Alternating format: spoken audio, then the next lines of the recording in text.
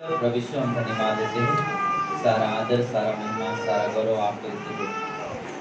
आप महान परमेश्वर हो प्रभु जी, दयालु कृपालु परमेश्वर हो। आपके जैसा कोई नहीं हो। आप हर समय अद्भुत कार्य करते हो। हर समय प्रभु जी अपने बच्चों के ध्यान रखते हो। और आज परमेश्वर हर रविवार जैसा आज भी आपकी उपस्थिति में हम सब आए हैं कि आपके वचन को सुने, आपके वचन में बने रहे। ऐसी हमारी विनंती, हमारी प्रार्थना है। धन्यवाद स्वर्ग और पृथ्वी को बनाने वाले परमेश्वर, हम आपकी महिमा करते थे, आपकी बड़ाई करते थे। धन्यवाद पिता, धन्यवाद राजा। तू बढ़े हम घटे, हमारे जीवन से और यहाँ पर हर एक व्यक्ति के जीवन से तुझे महिमा मिले मेरे परमेश्वर। धन्यवाद देते हैं। सभा की अगुवाई करें और हम सभी से बातें करें प्रभु यीशु के नाम से, आमीन। 18 और 19 वचन मत्ती 28 का। यीशु ने उनके पास आकर कहा, स्वर्ग और पृथ्वी का सारा अधिकार मुझे दिया गया। क्या कहा यीशु ने? स्वर्ग और पृथ्वी का सारा अधिकार यीशु ने कहा मुझे दिया गया है। 19 में कहता है, इसलिए तुम जाओ, सब जाति के लोगों को चेले बनाओ और उन्हें पिता और पुत्र और पवित्र आत्मा के नाम से क्या करो? उन्हें। तो यीशु मसीह एक महत्वपूर्ण बात करना चाहता है कि अब यहाँ पे हम लोग सब बैठे हुए लोग हैं। किसी ने तो आपके पास प्रभु यीशु का संदेश लेकर आया और आपने उसके ऊपर विश्वास किया, क्योंकि बाइबल कहता है रोमियो के 10:15 में कि बिना प्रचार के किसी को सुनाई नहीं होगा, ना तो किसी को मालूम पड़ेगा कि यीशु कौन है। बिना कोई जाए उसे मालूम नहीं पड़ेगा। आज बहुत सारे, जैसे कि हम देख सकते हैं, यीशु मसीह के चेले जगह जगह गए और जाकर प्रभु यीशु का प्रचार किया और लोगों ने विश्वास किया। उन चेलों में से थोमा हमारे भारत देश में आया, उसने भारत देश में प्रचार किया। बोले कि बिना प्रचार के कोई प्रभु यीशु को जान नहीं सकता है, और बिना प्रचार के कलीसिया बन नहीं सकती है, बिना प्रचार के कलीसिया बढ़ नहीं सकती है। तो बिना सुसमाचार के जो कलीसियाएं होती है वो ठनठनाती हुई झांझ की जैसी होती है, क्योंकि यीशु मसीह का महान आज्ञा है ये कि जाओ, जाति जाति के लोगों को सुसमाचार सुनाओ, सभी को सुसमाचार सुनाओ। लोगों को मालूम होना चाहिए कि यीशु कौन है, क्योंकि यीशु ने इस दुनिया में आकर यही काम किया कि लोग उसके द्वारा स्वर्ग जा सके। हालेलुया। तो परमेश्वर ने दिन रखा और वो लोगों को चुनता है। इसलिए यशायाह के 52:7 में लिखा, 52:7 में 52:7 में लिखा है, पहाड़ों पर उनके पाँव क्या ही सुहावने हैं, पहाड़ों पर उनके पांव क्या ही सुहावने हैं, जो शुभ समाचार लाता है, जो शांति की बातें सुनाता है और कल्याण का शुभ समाचार और उद्धार का संदेश देता है। हालेलुया। बोले क्या ही अद्भुत बात है, क्या ही मनोहर बात है कि कोई व्यक्ति किसी के पास आता है और एक से संदेश सुनाता है, क्योंकि बिना संदेश के मालूम नहीं होगा। एक बार एक लड़की संडे स्कूल में थी, और जो संडे स्कूल सिखा, छोटे बच्चों के स्कूल होते हैं, उन्हें सिखाया जाता है। तो उसकी एक सहेली थी, उसको लाना चाहती थी कि वो भी संडे स्कूल में आए, लेकिन उसका पिताजी तो जो था वो नास्तिक था, वो उसे आने नहीं देता था। लेकिन इस बच्ची को मालूम नहीं कि नास्तिक होता क्या है। तो उसने अपने टीचर से कहा संडे स्कूल में कि टीचर, ये नास्तिक क्या होते हैं? तो उसने कहा क्यों? बोले कि मेरी एक फ्रेंड है, मैं उसको चाहती हूँ कि वो भी आए संडे स्कूल में और प्रभु को जाने, प्रभु को सीखे, लेकिन उसका पिताजी नास्तिक है, इसलिए वो आ नहीं पाते, आने को नहीं मिलता है। तो उस टीचर ने नास्तिक की बातें उन्हें छोटे में संक्षेप में बताया कि नास्तिक होते क्या है। उनकी नजर में कोई परमेश्वर नहीं है, सब कुछ ऑटोमेटिक बन गया, उनका सोच ऐसा होता कोई है नहीं। तो उस टीचर ने कुछ संक्षेप में बताया कि उस लड़की ने उसके पास गई और बोले कि आप मैं उसे, यानी कि मेरे सहेली के पिताजी को मैं बताऊंगी कि, और एक सवाल पूछूंगी। तो सोच रही थी जाने, तब तक उसका लड़की का पिताजी साइकिल से आ रहा था और उसको देखा और लड़की जाके सामने खड़ी हो गई। उसने एक सवाल पूछा, आप मेरे प्रभु यीशु से प्रेम क्यों नहीं करते? एक ही सवाल पूछा, आप मेरे प्रभु यीशु से प्रेम क्यों नहीं करते? वो आदमी उसको देख के इतना गुस्से में आया, अगर कोई बढ़ा रहता था ना, पहले एक चपाट मारता था इस सवाल के बारे में। लेकिन उस आदमी ने उस बच्ची को चल इधर से डांटा। फिर वो लड़की मुस्कुराते हुए चली गई। और वो व्यक्ति साइकिल से जा रहा है, काम पे जा रहा है, और उसके बीच बीच में एक ही सवाल आ रहा है, तुम मेरे यीशु से क्यों प्रेम नहीं करते? ऑफिस में गया, बैठा हुआ है, काम करने जा रहे थे, आवाज आ रही है, तुम मेरे यीशु से क्यों प्रेम नहीं करते? काम पे से छूटा, रास्ते में उसको यही सब कानों में वही गूंज रहे बार बार, मेरे यीशु से तुम प्रेम क्यों नहीं करते?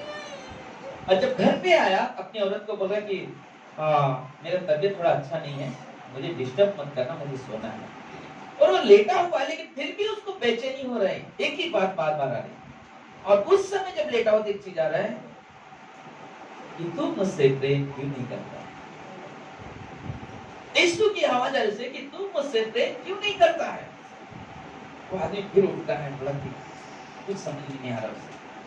तो उसने, उसकी जो बेटी थी उसके पास छोटी किताबें थी, बाइबल और उसको यूहन्ना का सुसमाचार था छोटा सा, और उसको लिया, उसने पढ़ा कि आप मैं इसमें देखूंगा और मैं इसमें एक चीज ढूंढूंगा, मैं क्यों नहीं प्यार करता हूँ उसको ढूंढूंगा और कहूंगा ये कारण है कि मैं तेरे यीशु से प्रेम नहीं करता।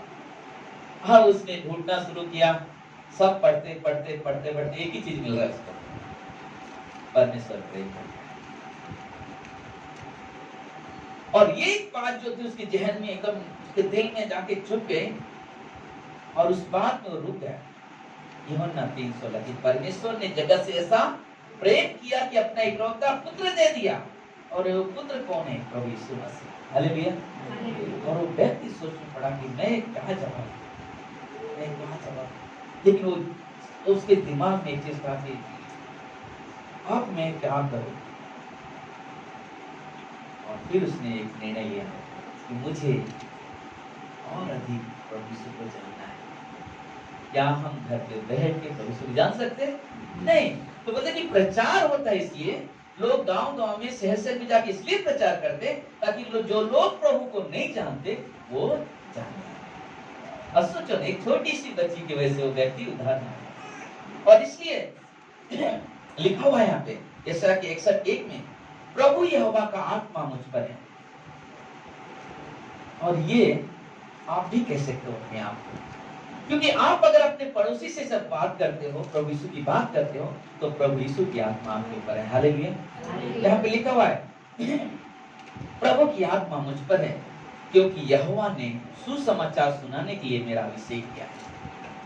कितना अद्भुत बात है। बोला क्या हम लोग का जीवन, आपका जीवन परमेश्वर ने सुसमाचार, शुभ संदेश प्रचार करने के लिए चुना है, ताकि लोग जान सके। संसार में बहुत सारे लोग हैं जो प्रभु को नहीं जानते, आज भी अंधेरे में है, खोए हुए हैं, भटक रहे हैं यहाँ से वहाँ। लोगों को जरूरत है। इस गुरुवार के दिन पास्टर जी ने बताया, बोले को जो बीच में प्रचार कर रहे थे, बोले कि एक व्यक्ति मिला, वो बहुत खोया हुआ है, बोला मेरे पास नौकरी नहीं है, कोई कुछ नहीं है, और मैं बहुत चिंता में हूँ। और उसे प्रभु यीशु का संदेश सुनाया, और उस व्यक्ति ने तुरंत वहां पे उद्धार की प्रार्थना की। बोलते ये है परमेश्वर का अगर भवन बढ़ाना है, भवन बढ़ाने का ये तरीका है कि हम अपने पड़ोसी से कहें कि प्रभु यीशु आपसे प्रेम करते, और बिना इसके नहीं हो सकता। क्योंकि ये प्रेम, हम झूठी बात नहीं बात कर रहे, उनसे झूठी बात नहीं करें कि प्रभु यीशु प्रेम कर रहा है, यानी झिझक भी नहीं बोले, लेकिन हम गर्व से प्रभु यीशु आपसे प्रेम करता है। क्योंकि इस प्रेम को अगर मैं नहीं अनुभव किया हूं तो मैं किसी को बोल नहीं सकता। अगर हम खुद अनुभव नहीं किया उस प्रेम को, हम किसी को बता नहीं सकते। और जरूरी है उस प्रेम का अनुभव करना, उस प्रेम का अनुभव करना। हम लोग इस शनिवार के पहला शनिवार को मैं गया था भाई राम दुलारे घर पे, तैसी बात लगी, तो उनकी बेटियां जहाँ पे रवीना है, तो उनसे इसी हम लोग बात होती, उन्होंने अपनी बेटी की सारी तकलीफें बता रहे थे। उन्होंने कहा एक ही चीज़ है ना, परमेश्वर दयालु परमेश्वर है, और जब हम परमेश्वर की तरफ अपनी कदम बढ़ाते हैं ना, तो परमेश्वर हमारे दुख को और गहराई से अनुभव करके और हमारे सवालों का जवाब देना शुरू करते हैं। और जब हम प्रभु के पास आते हैं, तो क्योंकि बार बार तकलीफें आना, बार बार समस्या, और जब रिपोर्ट निकले सारे नॉर्मल है, इसका मतलब क्या है कि प्रभु की जरूरत है। हालेलुया, प्रभु की जरूरत है, बिना प्रभु के हम काम कुछ कर नहीं सकते हैं। और वही कारण है कि ना, कल वापस हम लोग ऐसे बात किया और आज देखिए यहाँ पर सोचो, कल उनके जीवन में काम होगा, एक दिन उनके पति भी विश्वास में थे। आज यहाँ पर बैठे हुए लोग क्या करते ना, कोई विश्वास एक दूसरे के लिए करते। और मैं एक चीज विश्वास करता हूँ, यहाँ पे जितने भी लोग हैं, जिसके लोग नहीं आते, किसी के पति नहीं आते, किसी के बच्चे नहीं आते, मैं विश्वास सब लोग प्रार्थना करते हैं कि वो लोग भी विश्वास में आ जाए। करते हैं कि नहीं करते? करते हैं, क्योंकि उसके बिना जीवन हमारा क्या है? जीरो है, जीरो है, कुछ काम का नहीं। और इसलिए हमारे लिए जरूरत है कि उनके पास, तो परमेश्वर ने अभिषेक इसलिए किया है ताकि हम सुसमाचार सुनाएं, और मुझे इसलिए भेजा है कि खेदित मन वालों को, यानी खोया हुआ व्यक्ति को शांति दूं, कि बंदियों को जो पाप से जकड़े हुए हैं उन्हें स्वतंत्रता का, और कैदियों की छुटकारों का समाचार सुनाएं। तो कैदी वो नहीं कि जो जेल में बंद है, लेकिन कैदी वो इंसान है जो आज भी पाप से जकड़ा हुआ है, बुराई में फंसा हुआ है, धन है, दौलत है, सब कुछ है, लेकिन उस पाप से छुटकारा उसे नहीं मिला। इसलिए क्या हो रहा है? वो बार बार बुराई से जकड़ा हुआ है, क्योंकि परमेश्वर को नहीं जानता, सच्चे परमेश्वर को पहचानता नहीं, और इसलिए क्या है? वो उससे जकड़ा हुआ है। और जब व्यक्ति सच्चे परमेश्वर को जानता है, तो बोलते हैं कि हर तरह से वो अपने आप को सुरक्षित महसूस करता है, यानी कि आजाद महसूस करता है। और परमेश्वर ने यही संदेश देने को हमें और आपको भेजा है। रोमियो के 10-15 में हमने कहा, और यदि भेजे न जाए तो कैसे प्रचार करें? अगर भेजे न जाए कैसे प्रचार? आज हम लोग क्या करते हैं? आज हमारे इधर बाइबल कॉलेज है वैसे में, तो उनको क्या होता है? ट्रेनिंग दिया जाता है। 3 साल 4 साल लोग बाइबल कॉलेज सीखते हैं, उसके बाद जाके प्रभु की सेवा के लिए भेजा जाता है, और जाकर जगह जगह वो प्रभु के सुसमाचार फैलाते। सुसमाचार फैलाते, लेकिन कलीसिया जैसे ही बढ़ती है, परमेश्वर का हम भवन के हिस्से, लेकिन भवन को बढ़ाने के लिए यही तरीका कि हम सीखे और जाकर लोग को बताएं, और ये जरूरी है। और एक चीज आती है, संगति। संगति हम जितना करेंगे, बोलते अगर कमजोर व्यक्ति भी वो भी मजबूत होने लगेगा। अगर समझो कमजोर है और वापस कमजोर लोगों के साथ में जी रहा है, चल रहा है, तो क्या मजबूत होगा? क्या नहीं हो सकता। लेकिन अगर वो मजबूत लोगों के साथ संगति करेगा तो भी मजबूत बनेगा, और फिर उसको क्या करेगा? किसी और कमजोर को मजबूत करेगा। और ये जरूरी, बिना संगति के हम लोग करने चाहिए, क्योंकि हम लोग जब देखते हैं प्रेरितों के काम के 2 अध्याय में, वो लोग यही काम करते थे। पतरस प्रचार किया, हमने पिछले रविवार को भी देखा, पतरस ने प्रचार किया, 3000 लोग विश्वास उद्धार में आए। और जब 3000 लोग उद्धार में आए, तो उन्होंने क्या किया ना? संगति करना, घर घर जाना, रोटी तोड़ना। यहाँ पे लिखा हुआ है, देखते हैं हम लोग 40, 2 का 40 पे तो काम करे, 2 का 40। उसने बहुत तो और बातों से भी गवाही देकर समझाया कि अपने आप को इस टेढ़ी जाति से बचाओ। अतः जिन्होंने उसका वचन ग्रहण किया, उन्होंने बपतिस्मा लिया, और उसी दिन 3000 मनुष्य के लगभग उनमें मिल गए, और वे प्रेरितों से शिक्षा पाने ना, बिना शिक्षा के हम जान नहीं सकते, शिक्षा पाने और संगति रखने, रोटी तोड़ने और प्रार्थना करने में क्या रहे? लगे। कोई भी, बहुत सारे लोग क्या सोचते मालूम है? जरूरी नहीं है बाइबल के लिए कोई टीचर मुझे चाहिए। अगर ऐसा होता तो यीशु मसीह की उस दुनिया में रहे के 3 साल 3.5 साल, जब तक वो था इस धरती पे जीवित, उस समय क्यों चेले को लेकर नहीं उनको बोला जाओ तुम अपने अपने काम करो, अभी सेवा करो? नहीं, उन्हें ट्रेनिंग दे रहा है। और एक समय वो लोग फंस गए, जब एक व्यक्ति जिसका बेटा ना बार बार मिर्गी आती थी, कभी आग में कहीं पानी में गिर रहा था, तो बेटे को उसको चेले चंगाई नहीं दे पाए, और लोग यीशु के पास है, क्या करते थे? चेले ने उसे चंगाई नहीं दे पाए। उन्होंने कहा विश्वास की घटी के कर। उसके बाद आप देखोगे क्या कहता है यीशु मसीह के पास चेले रात में वापस जाते हैं, प्रभु मैं ऐसा क्यों नहीं कर पाया? बोले कि कुछ ऐसी आत्माएं होती है, कुछ ऐसी जमतियां होती है, बिना उपवास प्रार्थना के निकल नहीं सकती। और इसलिए जब कोई ऐसी दुष्ट आत्माएं की शक्ति या कोई ऐसी बीमारी, तो उसके लिए क्या होता है? उपवास प्रार्थना के द्वारा उसके जीवन में क्या होता है? और हमने शुक्रवार की बहुत अद्भुत प्रार्थना सभा था ना, बहुत अद्भुत प्रार्थना सभा था। रेले हमने अनुभव किया परमेश्वर की पवित्र आत्मा की उपस्थिति थी, परमेश्वर की उपस्थिति थी, पूरा हॉल भरा हुआ और सभी लोग के अंदर एक जोश उत्साह था और करीब सभी लोग उपवास रख के आए थे। और ये होती है मन की तैयारी कि जब हम उपवास रख के आते हैं ना, खाना पीना अपनी जगह पर, लेकिन मेन होता है कि जब सोचो ना आप आए हो, आराधना कर रहे हो, प्रार्थना कर रहे हो, किसी के दुख को देखकर अपना दुख समझ के उसके लिए विनती कर रहे हो, परमेश्वर उस समय आपके दिल को देखा, आप किस हृदय से प्रभु के पास आकर विनती प्रार्थना कर रहे हो, बोले कि वो चीज हमारे लिए। तो बोले कि यीशु मसीह बिना सिखाए किसी को भेजा नहीं, लेकिन बाद में उसने जब मर के जी उठा, उठने के बाद फिर उन्होंने आज्ञा दी, लेकिन उन्हें कहा, जब हम लोग प्रेरितों का 1:8 देखते हैं, बोले जब तुम पवित्र आत्मा पाओगे तभी तुम्हें सामर्थ मिलेगा, तब तुम यहूदिया, सामरिया और पृथ्वी के छोर तक मेरे क्या बनोगे? गवाह बनोगे। बिना उसके नहीं हो सकते, बिना उसके नहीं। इसलिए उन्हें क्या किया? ना शिक्षा दिया, सिखाया, और इसलिए हमें जरूरत है कि हम भी वो शिक्षा पाएं। इसलिए कहता है कि ना संगति करना, संगति करना। तीसरा चीज क्या होता है कि जब परमेश्वर के भवन को बढ़ाने के लिए उनका मैंने ऑफरिंग में बोला कि भेंट, हमारे दानों के द्वारा परमेश्वर का भवन बढ़ता है। सोचो आज हम लोग इतने लोग हैं, 20-25 और आ जाए, बैठ पाएंगे क्या? उसके लिए क्या करना पड़ेगा? बड़ा जगह ढूंढना पड़ेगा। तो बड़ा जगह के लिए क्या करेगा? बड़ा पैसा भी जरूरत पड़ेगा, है ना? तो बिना इसके कर नहीं सकते। जब हम लोग मूसा के जीवन में देखते हैं, मूसा को देखते हैं कि परमेश्वर ने से ना अपने भवन बनाने के लिए तैयार किया, सब कुछ बनाना है, पवित्र स्थान बनाना, तो उसने क्या किया? कहा कि सब लोग को जाके बोल।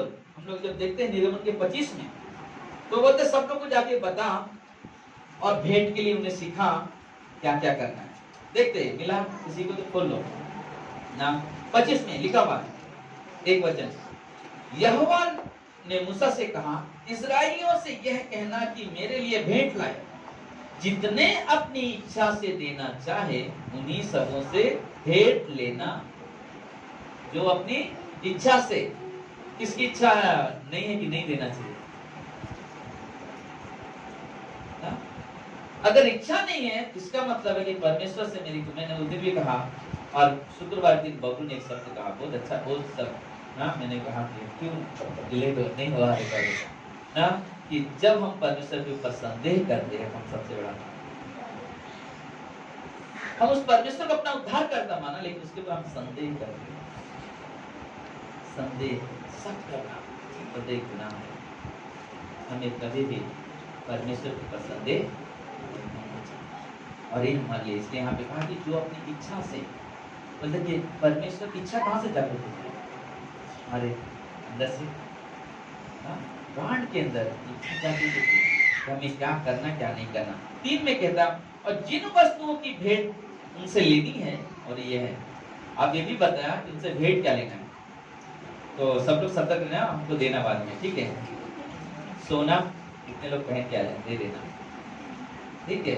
चांदी वो भी पहने होंगे कोई ना, पीतल घर में होगा बर्तन, नीले बैंगनी और लाल रंग के कपड़ा, सूक्ष्म सनी का कपड़ा, बकरी का बाल, लाल रंग से रंगी हुई मेढ़ों की खालें, सुसुई की खालें, बबुल की लकड़ी, उजियाले के लिए तेल, अभिषेक के लिए तेल, और सुगंधित धूप के लिए सुगंध।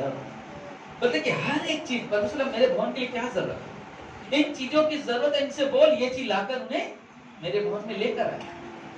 बिना उसके नहीं, क्योंकि जब वो महापवित्र स्थान जब बनाते हैं, बोला जो संदूक होता है उस पे सोने का ना पत्रा लगाया, वो पत्रा नहीं खाली पानी, लेकिन सोना का सीट लगाया जाता है। सोना एक चीज परमेश्वर की पवित्रता को दर्शाता है। तो बोले एक चीज, तो बोले वैसे ही जब हम परमेश्वर के भवन में के हम हिस्से हैं और इस भवन को जब बढ़ा बिना दान के, बिना दशमांश के कभी भी परमेश्वर का भवन बढ़ नहीं सकता। और इसके लिए बहुत जरूरी कि हम हमेशा ना हम पर चाहते हैं कि परमेश्वर का भवन बढ़े। कितने लोग चाहते हैं परमेश्वर का भवन बढ़े ना? तब हर महीना अपने कमाई का दशमांश परमेश्वर के भवन में लेके आए। और ये हमारे लिए बहुत जरूरी, ये परमेश्वर की आज्ञा है। इसलिए हमने पिछले रविवार के दिन भी कहा था और आज उत्तर मैंने वापस है कि मलाकी के 3:10 में 3:9 में लिखा हुआ है कि तुम क्या कर बोला हुआ है, तुम पर भारी श्राप पड़ा है। जो दशमांश नहीं देते उनको बोलते तुम पर भारी श्राप पड़ा है कि तुम मुझे लूटते हो मेरी भेंटों में, तुम अपनी ईमानदारी से अपने कमाई का दर्द मेरे भंडार में नहीं लेकर आते। परमेश्वर कहते हैं भारी श्राप। श्राप का मतलब समझते, कितने लोग समझते भारी श्राप का मतलब? कभी बद्दुआ बोलते ना, ऐसा सोचो ना। परमेश्वर बोला, मैं नहीं बोल रहा, परमेश्वर को वचन कहता है तुम पर भारी। लेकिन आगे कहता है 10 में, अपने कमाई का दशमांश मेरे भंडार में लाकर देखो, मुझे परख के देखो, तुम्हारे लिए स्वर्ग से आशीष का वर्षा करता हूं कि नहीं। परमेश्वर तुम करके तो देखो, तब वो चीज होगा, लेकिन बिना उसके हो नहीं सकता। इसलिए जितने लोग मालूम है प्रेरितों का जब उद्धार पाया उन्होंने, उनकी वो विश्वास बहुत ही अद्भुत, और आपके भी विश्वास अद्भुत है। मैं नहीं कहता हूं कि आपका भी, आपका भी विश्वास बहुत अद्भुत है। और यहाँ पे कहता भी है, यहाँ पे लिखा हुआ है 44 में 2:44 में, और सब विश्वास करने वाले इकट्ठे रहते थे, उनकी सब वस्तुएं क्या थी? साझे की थी, और वे अपनी अपनी संपत्ति और सामान बेच बेच कर जिसकी जैसे आवश्यकता होती थी बांट तो देखिए, वो लोग के पास धन नहीं होते थे, वो क्या करते थे? अपने बर्तन बेच देते थे, अपने सामान बेचते कि मुझे परमेश्वर के कार्य के लिए दान देना। तो लोग ला कर देना कि परमेश्वर काम बढ़े। और वहां पे लिखा आगे 46 में, वे प्रतिदिन एक मन होकर मंदिर में इकट्ठे होते। एक मन, पता कि मन की एकता है तो ऑटोमेटिक आपको बोलना नहीं पड़ेगा, अरे भाई आपने दशमांश दिया क्या? ऐसा तो बोलते भी नहीं है, किसी को पूछते भी नहीं कि आपने दिया कि नहीं, वो तो आप पर परमेश्वर को मालूम है आपने। इसलिए हमने एनवलप में जो भी दशमांश देते हैं एनवलप में डाल के देने का, और उठाए में बेटे से डाल। तो हमने जब करते तो बोले कि परमेश्वर जानता है। लेकिन एक ही चीज है, हमने पिछले बार अगर रियल बताता हो, अगर हर एक व्यक्ति अगर अपने दिल में ठान ले कि हम हर कमाई का दशमांश देंगे, मैं कहता हूँ जब हम लोग क्रिसमस का प्रोग्राम करें, कोई भी प्रोग्राम करते, तभी बोलना नहीं पड़ेगा कि हम इस चीज के लिए पैसे कमाएं। रियल बताता हूँ, अगर हम लोग इतने सारा लोग है सर, समझो अगर एक आदमी 10,000 कमाता है तो 1000 रुपये दशमांश होता है। अगर 10 आदमी है तो कितना हो गया? 10,000 रुपये हो गया। अगर तो हम लोग कितने लोग हैं, कितना महीने का आएगा? क्या बोलना पड़ेगा कि भाई क्रिसमस के लिए जरूरत है? नहीं करना पड़ेगा। क्यों? क्योंकि अगर हम दे रहे हैं तो हमें कमी नहीं पड़ेगी। अब मैं क्यों बोलूं भाई इस चीज की जरूरत है, जब हमारे पास है तो मैं आपको नहीं बोल सकता हूँ कि भाई इस प्रोग्राम की ये जरूरत है, ये जरूरत है। क्योंकि परमेश्वर की भवन की जब कोई जरूरत होती है आप लोग ही पूरा करते हो। मैं नहीं कहता आप क्रिसमस में नहीं करते हो, आप लोग हमेशा मदद किया है, करते हो, आज भी कर रहे हैं। लेकिन जरूरी है कि हम पहला चीज, वो मदद अपनी जगह पे, क्रिसमस वो अपनी स्वेच्छा अपनी भेंट जैसा होता है, लेकिन जो दशमांश है ये परमेश्वर का हक और अधिकार है। हक और अधिकार है। जो नौकरी करते उनको महीने में पगार, जो डेली बेसिस करते उनको इनकम आता है। तुमको मालूम रहता है कि मेरा आज प्रॉफिट कितना हुआ, तो प्रॉफिट समझो 10,000 रुपया, 1,000 रुपया परमेश्वर के लिए निकाल दिया। जो डेली बेसिस तुमको मालूम है आज महीने में 15,000 मिला, 10,000 मिला, 12,000, उसके हिसाब से उतना निकाल दिया। क्योंकि नियम है, बाइबल के नियम है, मेरे नियम नहीं, बाइबल की नहीं बात। और परमेश्वर कहता है तुम सिखाओ लोगों को। और इसलिए जब पौलुस जब लिखता है, आप दूसरा कुरिन्थियों के जब 8 और 9 अध्याय पढ़ोगे, वहां पे बार-बार कहा गया है। और वहां पे एक कलीसिया है जो मकेदोनिया की कलीसिया, उसकी चर्चा करता है। पर उनके देखो भारी कंगालपन, भारी कंगालपन का मतलब क्या होता है?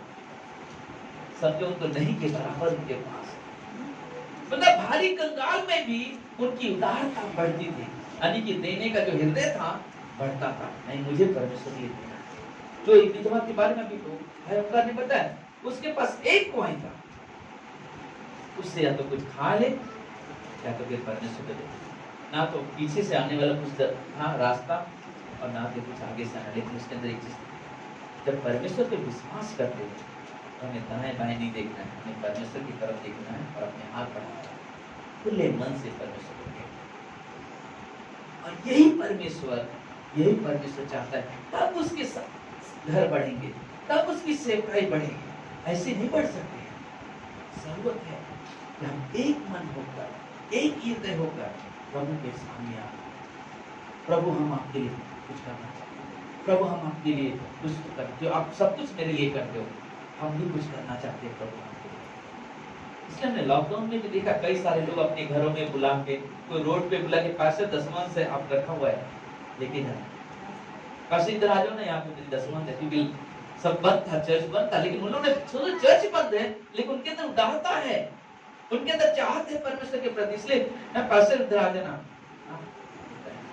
कुछ लोग बोलते हैं पास्टर में ट्रांसफर कर रहे हैं, कुछ लोग बैंक से डायरेक्ट जो चर्च के अकाउंट है उसमें ट्रांसफर कर रहे हैं। लेकिन जब हम परमेश्वर पे विश्वास करते हैं, बोले कि ये उदारता परमेश्वर चाहता है कि ये उदारता के द्वारा मेरा अंग और बढ़ेगा, मेरा अंग और बढ़ेगा। परमेश्वर ये नहीं चाहता खाली हम लोग ही रहे। हम में से कई ऐसे परिवार में भी कुछ लोग जो आज भी विश्वास से दूर हो गए हैं कि नहीं। बहुत सारे लोग के परिवार वो कैसे आएंगे? प्रचार के द्वारा, और हमारी जो संगति होती है संगति के द्वारा, और हमारे प्रेम के द्वारा।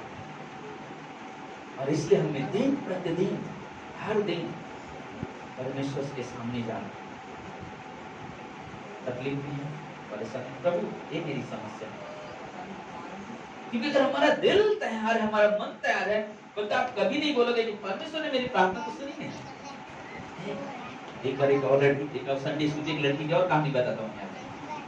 संडे लड़की, संडे चर्च चल रहा था, संडे स्कूल उधर है और इधर चर्च चल रहा है, और लड़की ने खिड़की से देखा कि वो सब धान डाल रहे हैं। तो वो जाके टीचर, संडे स्कूल की टीचर को बोले कि मुझे क्वेश्चन था आपसे। बोले क्या? बोले वो लोग ऐसा पैसा क्यों डाल रहे थे? बोले कि बेटे वो क्या है ना, बाइबल में लिखा है कि दसवां देना चाहिए अपने कमाई का, तो वो लोग देना। तो ये कैसे होता है? पता है, जो लोग काम पे जाते हैं तो अपने किसी और के कमाई नहीं, कि अपने जो काम पे जाते हैं, या तो मम्मी है तो उसके जो बच्चे उनको जो देते हैं उनमें से 10 लाख रुपए परमेश्वर भवन में देते हैं। उसने कहा मुझे भी देना है टीचर। तो टीचर ने क्या किया, 10 रुपया निकाला, बोला वो भी डाल दे। बोले ये नहीं चाहिए मुझे, क्या है मेरी मेहनत का है जो आपने दिया 10 रुपया। तो टीचर भी देखो क्या बोले इसको, बोले जिस दिन में ना मुझे डालना है, कैसा भी डालना है, आप मुझे कुछ तो उपाय का काम करना पड़ेगा, लेकिन मुझे दान डालना है। उस लड़की ने को क्या किया, टीचर ने कुछ बीज ला के दिया। जैसे कि आप सोच सकते हो कि सोचो लहसुन ला के दीजिए, तो लहसुन की खेती कर ले, कुछ पालक ला के दे, पालक की बोली।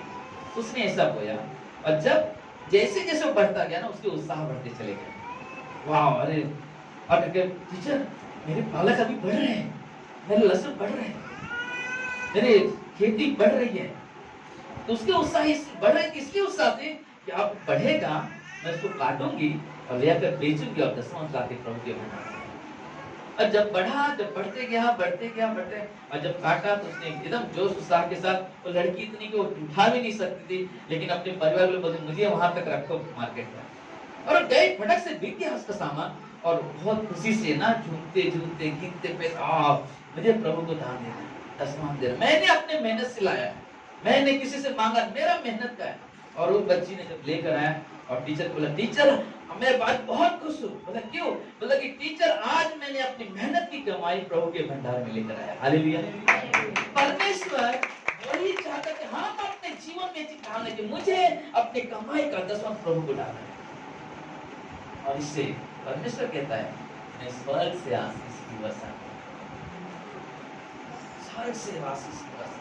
परमेश्वर बढ़ाता है, परमेश्वर बढ़ाता है। हमें परमेश्वर के साथ तो रिश्ता रखना, परमेश्वर के साथ तो प्रेम रखना, और प्रभु की महिमा प्रभु करना। हम अपने मन और हृदय को प्यार करते हुए प्रभु को भेंट, प्रभु को देना।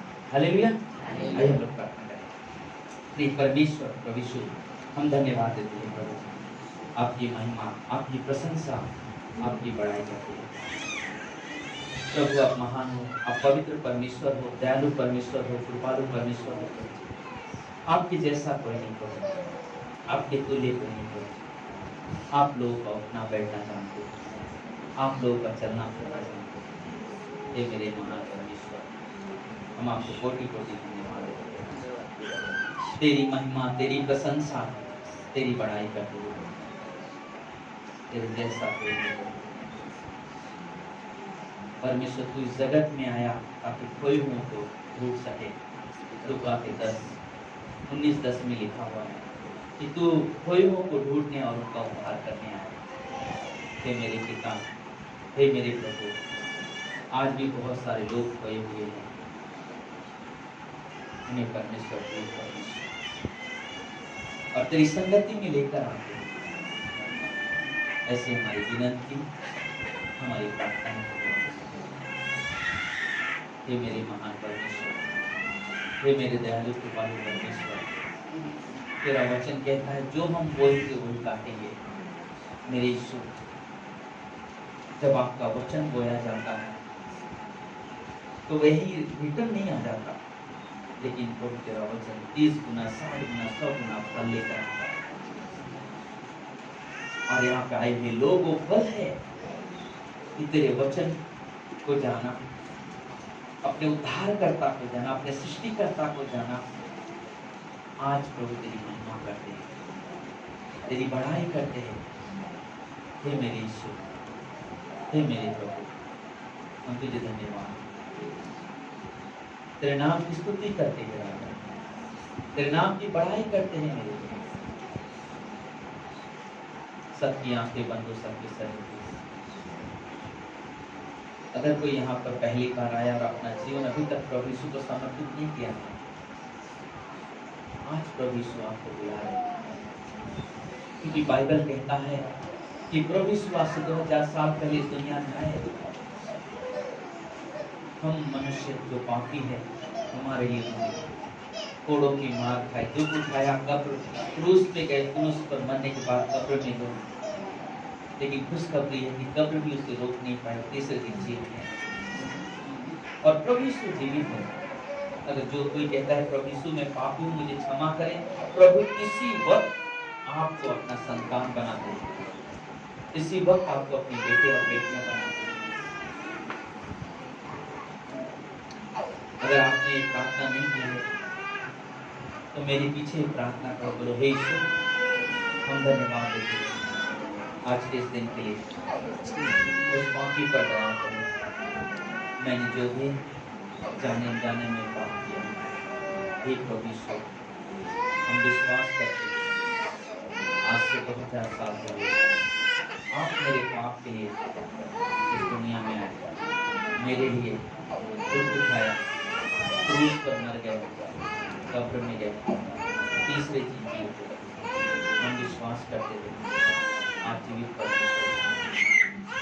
हे प्रभु यीशु, जब तक हम जिए आपकी महिमा, आपकी प्रशंसा में रहे। जिस दिन ये दुनिया छोड़े, हे प्रभु यीशु हमें स्वर्ग में स्वीकार करना।